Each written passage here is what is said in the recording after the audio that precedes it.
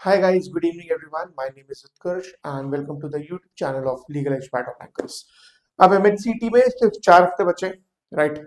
And very prominent examination, very good colleges if you could get into. And उसी के regarding आज अपन बात करने वाले हैं कि इन द नेक्स्ट 4 वीक्स मेरी क्या स्ट्रैटेजी होना चाहिए. आई एम होपिंग कि सबके बोर्ड एग्जामिनेशंस खत्म हो चुके हैं अब एंड हमारा पूरा फोकस अब MHCT पे ही है. A lot of you would have started your prep या किसी स्टेज पे होगे with regards to MHCT examination. Basic चीजें कर ली होंगी. You would not be someone जो एकदम जीरो से स्टार्ट कर रहा होगा, राइट? तो वो स्टैटिक जीके हो गया, वो करंट अफेयर्स हो गया एंड सब्जेक्ट्स के टॉपिक्स हो गए. तो हमें थोड़ी बहुत नॉलेज है, may be not completely, right? And you would have taken few मॉक्स. तो मैं इस अजम्पशन के साथ जा रहा हूँ कि ये सारी चीजें आपको आती होगी, right? That you would have attempted 2-3 मॉक्स. किस टाइप के टॉपिक्स हैं, कौन से टॉपिक्स हैं, किस टाइप से क्वेश्चंस पूछे जाते हैं, उन सारी चीजों के बारे में आपको थोड़ा बहुत आइडिया है, राइट? चलो स्टार्ट करते हैं. सो वीक 1 फर्स्ट वीक है एंड इंपॉर्टेंट है जो हमारे फाउंडेशनल टॉपिक्स हैं, फाउंडेशनल सब्जेक्ट्स हैं, उस पर हम ज्यादा फोकस करें. अगर कुछ रह गया है अभी, right, in case any topic is still left, तो या तो पता नहीं है, पढ़ा ही नहीं है अभी तक, नंबर 1. नंबर 2 वुड बी ठीक है, पढ़ा है बट इतना अच्छा नहीं है, कुछ चीजें आती, कुछ चीजें नहीं आती. मे बी मैंने I would have done one set of questions that would be either easy और डिफिकल्ट. तो ओवरऑल आइडिया नहीं है एक पर्टिकुलर टॉपिक का, तो उसको सबसे पहले कंप्लीट करेंगे, राइट? कि जो भी हमारे बेसिक टॉपिक्स है एंड आई एम होपिंग कि वो list of topics would be having कि लेट्स से मैथ्स में, लीगल में, इंग्लिश में कौन से सेट ऑफ टॉपिक्स जो आते हैं एंड उसी के अकॉर्डिंग फिर हम जाएंगे. तो उस लिस्ट में से if you find any topic जो अभी तक किया ही नहीं है, प्रैक्टिस नहीं है, नॉलेज नहीं है, या थोड़ा अननोन टाइप का है, राइट? कभी कभी सुना होगा, शायद 2-3 महीने 4 महीने पहले प्रैक्टिस किया होगा, बहुत टाइम से नहीं किया है, तो उसको भी हम अननोन की ही कैटेगरी में मानते हैं. And then let's start, right? तो सबसे पहले give a lot of time to unknown topics या जिनको पढ़ा नहीं, लेस अननोन टॉपिक्स है, जिनकी बहुत ज्यादा प्रैक्टिस नहीं की है. करंट अफेयर्स इंपॉर्टेंट है because a lot of you would have given CLAT, तो I'm assuming कि जुलाई से लेकर नवंबर तक का करंट अफेयर्स मोस्टली किया हुआ है, उसका रिवीजन करना है. तो जुलाई टू दिसंबर का current affairs you have to try कि फर्स्ट वीक ऑफ अपना प्रेप, यहाँ से जो 4 हफ्ते हैं उससे फर्स्ट पहले हफ्ते में ही हो जाए, बिकॉज उसके बाद की बहुत सारी नई नई चीजें होंगी, राइट? उसके बाद के बहुत सारे वन लाइनर्स होंगे, तो इसको करना है बहुत सारा. तो this would take around 50% of your time. बहुत सारा टाइम तुम्हारा करंट अफेयर्स में जाएगा या जीके में जाएगा, right? Static GK again important है. आई एम होपिंग कि थोड़ा बहुत पढ़ लिया होगा and yes, MH specific GK भी करना. तो not just when we talk about MH specific GK, it would be both in terms of current affairs as well as static GK, because हर साल there are few questions which are asked जो कि बहुत specific है महाराष्ट्र के. 3 year में भी यही होता है, 3 ईयर एलबी का जो एग्जाम होता है उसमें भी यही होता है, 5 ईयर में भी यही होता है. तो एंश्योर कि वो थोड़ा सा एज मिले तुम्हें 2-3-4 नंबर का.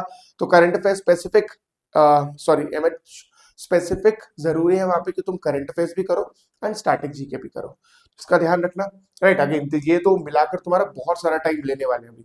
इट इज एब्सोल्युटली फाइन, बिल्कुल घबराने की जरूरत नहीं है, because a lot of times kids feel this कि पूरा ही टाइम जो है मेरा जीके में जा रहा है, मैं बहुत सारे सब्जेक्ट्स और नहीं कर पा रहा हूँ.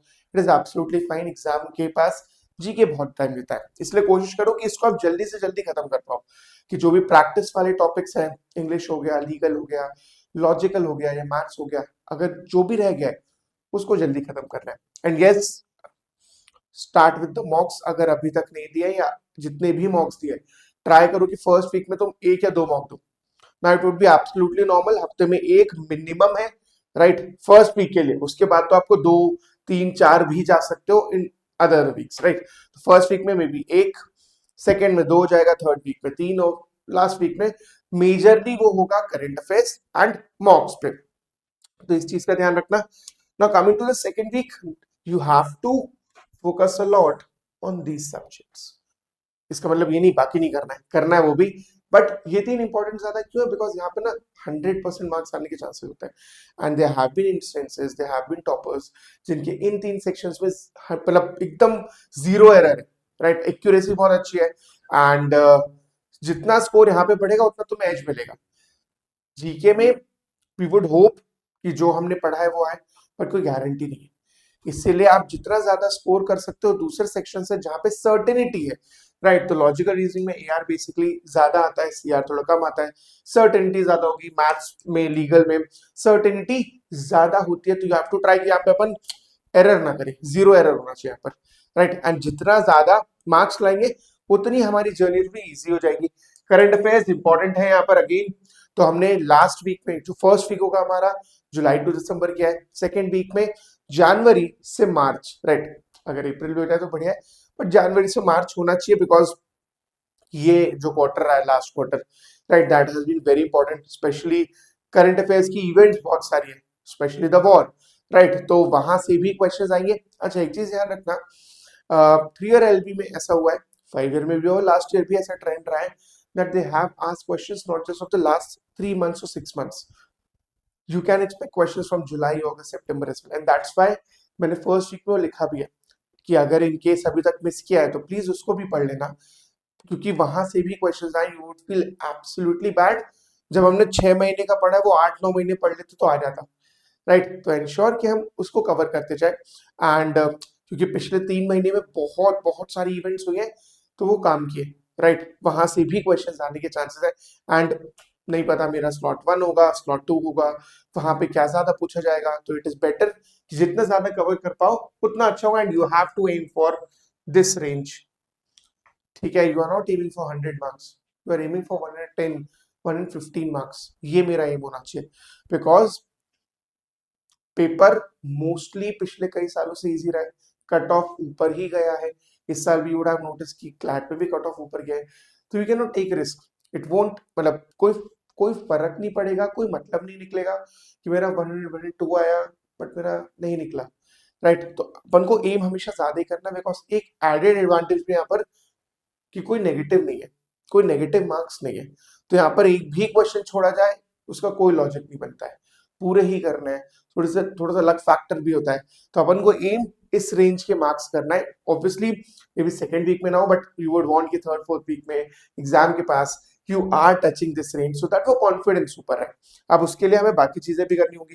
तो अगर लग रहा है कि गड़बड़ चल रही है कोई पर्टिकुलर सेक्शन में, सेक्शनल टेस्ट दो, आइडेंटिफाई करो कौन सा प्रॉब्लम चल रहा है, राइट। कोई टॉपिक तो नहीं है, अगर वो सेक्शनल है तो सेक्शनल प्रैक्टिस। सेक्शन में भी समझ में आ रहा है कि ये 3-4 टॉपिक है जो बार बार गलत जा रहे हैं, then you can even take topic test as well. ऐसा नहीं है कि एग्जाम के 2-3 हफ्ते पहले मैं टॉपिक टेस्ट करूंगा तो मतलब बहुत पीछे चल रहा हूँ। अल्टीमेटली यू वांट कि मेरा मॉक में स्कोर बढ़े। अब उसके लिए अगर सेक्शन टेस्ट करना पड़ रहा है, मतलब एक सेक्शन में प्रॉब्लम है, इन जनरल मैनेज नहीं हो रहा है, तो सेक्शन टेस्ट करो। समझ में आ रहा है कि वो 4-5 टॉपिक है जो हर बार गड़बड़ कर रहे हैं, उन टॉपिक्स पे ज्यादा टाइम दो। बट हाँ, this would be the week जब मुझे ये सारी चीजें इंप्रूव कर लेना है, चाहे कोई सेक्शन है, कोई टॉपिक है, तो वो इंप्रूव हो जाए। उसको बहुत बहुत सारी प्रैक्टिस भली ही करना पड़े, it's absolutely fine, right. Current affairs print अब अप्रैल बचा होगा, and 1 revision of July to December, right. या even I would say July to अप्रैल एक बार पूरा रिवाइज हो जाए, बिकॉज एक आध हफ्ते पहले पढ़ा है तो इजीली हो सकता है। यहाँ पर again this would take a lot of time, right. You will be increasing in the number of mocks as well in the third week, because वो लास्ट 2 वीक्स में it is absolutely fine even if you are taking 5-6 mocks, क्योंकि यहाँ पर mock दोगे, समझोगे कहाँ गड़बड़ चल रहा है, उसको प्रैक्टिस करोगे, राइट। तो यही होना है, mock, mock analysis and GK, right. ये मेजॉरिटी ऑफ टाइम लेगा। हाँ, on the basis of mock and mock analysis you will get to understand few sections और फ्यू टॉपिक्स जहां पे मुझे प्रैक्टिस ज्यादा करना है, और फिर तुम उस पर ज्यादा जाओगे, उसको ज्यादा टाइम दोगे, right. Again you have to focus on the weaker sections, topics. Yes, जो भी मेरा प्रैक्टिस वाला टाइम है अपार्ट फ्रॉम जीके, उसके अलावा जो भी प्रैक्टिस वाला टाइम है 70% ऑफ टाइम मुझे इसी को देना है। बहुत स्पेसिफिक प्रैक्टिस करनी है, जनरलाइज प्रैक्टिस नहीं करनी कि मैं लॉजिकल रीजनिंग प्रैक्टिस कर रहा हूं।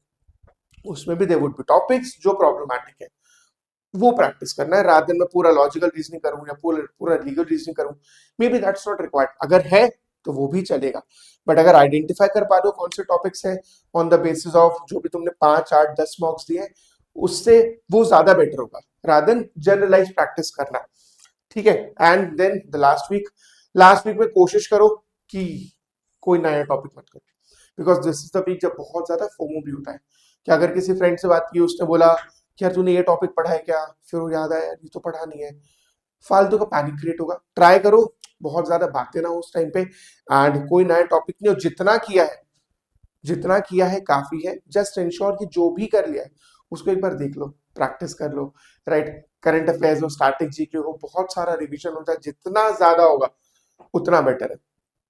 3-4 मॉक दो, एनालिसिस अभी भी करना है, देखना है कहाँ गड़बड़ जा रहा है, राइट। अगर एआर है, सीआर है, लीगल है, तो क्या वो प्रिंसिपल फैक्ट में गलत जा रहा है या नॉलेज बेस गलत जा रहा है। अगर नॉलेज बेस गलत जा रहा है तो कौन सा पर्टिकुलर एरिया है, क्या वो फंडामेंटल राइट्स है, सिर्फ एग्जांपल ले रहा हूँ, राइट। तो इस चीज का ध्यान रखना, ट्राई टू आइडेंटिफाई कहाँ गड़बड़ है और वो करना। करंट अफेयर्स, यस, मतलब ये तो मैंने बहुत सेफर साइड में लिखा है, हो सकता है वो 70-80% टाइम में ले ले, राइट। तो मॉक दिया, एनालिसिस किया, जीके किया। तो अगर दिन में 10-12 घंटे भी पढ़ रहे हो एंड लास्ट वीक में रिक्वायर्ड होगा, राइट, एंड तो वहां पर ज्यादातर टाइम आपका करंट अफेयर्स में ही जाने वाला है। यस, स्पेसिफिक प्रैक्टिस लास्ट में भी करो, तो स्पेसिफिक प्रैक्टिस करो और स्पीड प्रैक्टिस करो, दैट इज क्वेश्चंस करना है लिमिटेड टाइम में करना है। ऐसा नहीं होना चाहिए कि मैंने क्वेश्चंस किए, मैंने 50 क्वेश्चन किए, मुझे 2 घंटे लगे। That should ideally not happen. जो भी प्रैक्टिस करो, this is common for all the weeks, जो भी प्रैक्टिस करो वो स्पीड के साथ ही हो, अनटिल एंड अनलेस मुझे वो कॉन्सेप्ट ही नहीं आता है। तो अगर कॉन्सेप्ट नहीं आता है, take your time, understand the concept, practice few questions, उसके बाद जब थोड़ा कॉन्फिडेंस आ जाए, स्पीड, एकदम स्पीड इंपॉर्टेंट है यहाँ पर, बिकॉज यूजुअली एमएचसीटी एग्जामिनेशन में स्पीड का पंगा नहीं होता है, बट इन केस मैं टेस्ट दे रहा हूँ, मैं एग्जाम दे रहा हूँ, मुझे लगा टाइम कम पड़ रहा है, बहुत ज्यादा पैनिक क्रिएट होगा, राइट। तो इट इज ऑलवेज बेटर कि वो आखिरी में 2-5 मिनट बच जाए, देन मेरे 4-5 क्वेश्चंस में मैं रैंडम तुक्के मारूं, रैंडम फ्लूक्स करूं कि वो सही हो जाए, राइट। तो थोड़ा सा इसका ध्यान रखना कि स्पीड आने लगे, and that would be very possible अगर हम प्रॉपर प्रैक्टिस कर रहे हैं, हमारे टॉपिक्स कवर होते जा रहे हैं, तो कॉन्फिडेंस आता जाएगा, right. Very very achievable, it's not that difficult, वो हो जाएगा, बस specific practice and speed practice करते रहना। That will be it from my side. Thank you so much and stay safe.